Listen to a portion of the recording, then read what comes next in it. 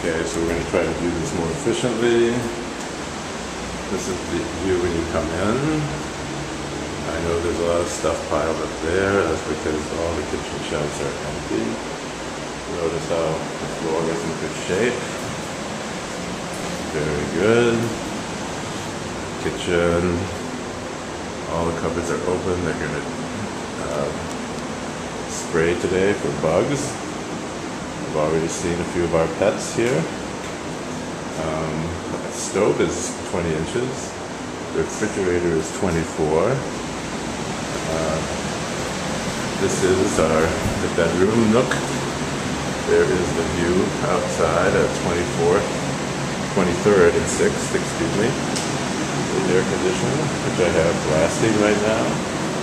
This is the sleeping nook. Walking back towards the entryway, there's that closet. There's another closet here. And coming into the bathroom, you see this will be removed.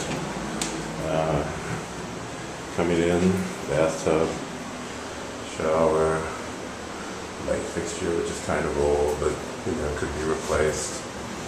Vanity, sink stand, toilet. This is just like some storage area in here. Full-length mirror.